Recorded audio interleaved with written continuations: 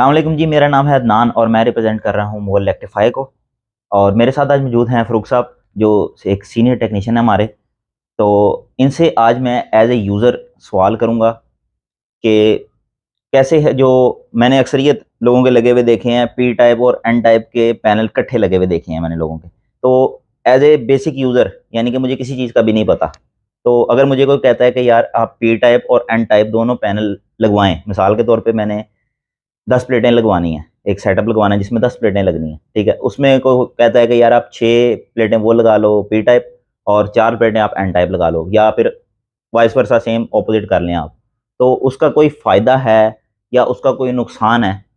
आप उसके बारे में क्या कहते हैं? अस्सलाम वालेकुम। बिस्मिल्लाह। सबसे पहले तो आप दोनों चीज़ों की जो है ना कैटेगरीज देखेंगे कि आपके पास पी टाइप और एन टाइप टेक्नोलॉजी क्यों आई।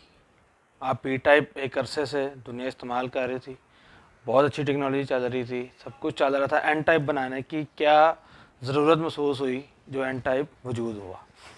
अब दोनों का जो फार्मूला है वो आपको पता लग चुका होगा, अब तक नहीं भी पता तो मैं दोबारा आपको रिपीट कर देता हूँ। दोनों में सिलिकॉन के साथ डॉबिंग है, पी टाइप में बोरॉन की है और एन टाइप में फास्फोरस की है, ठीक है। और दोनों में इसी तरह ही पैनल्स जो है वो पी टाइप जो है पॉजिटिव है, एन टाइप नेगेटिव पैनल है, ठीक है। और पी टाइप की जो टेक्नोलॉजी है ना, वो आपकी 1 साल के बाद जो डिक्रीज रेशियो है ना, उसकी एफिशिएंसी जो माइनस करता है ना पैनल, वो है 1 से 2%। उसकी वजह ये है, ऑक्सीजन के साथ जब उसका मिलाप होता है तो वो अपने एफिशिएंसी कम करता है।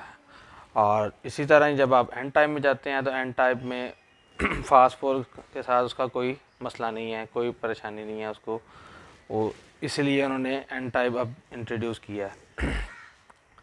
आपका सवाल है कि दोनों इकट्ठे लगाने का फ़ायदा है कि नुकसान।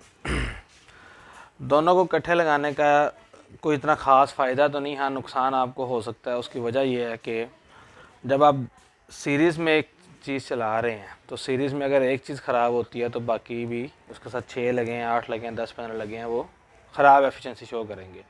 और इसी तरह ही अगर 1 साल के बाद पी टाइप ने आपकी एफिशिएंसी डाउन कर देनी है, ठीक है, एन टाइप की एफिशिएंसी वहीं पर ही है, लेकिन वो सीरीज़ में लगे होने की वजह से आपका जो है वो उसमें माइनस में चला जाएगा।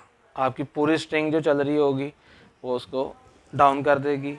और मे भी पॉसिबल कि आपकी एफिशिएंसी में बहुत ज़्यादा जो है ना आपको इरिटेशन महसूस हो, या लाइट के साथ आपके जिस तरह कंसर्न है।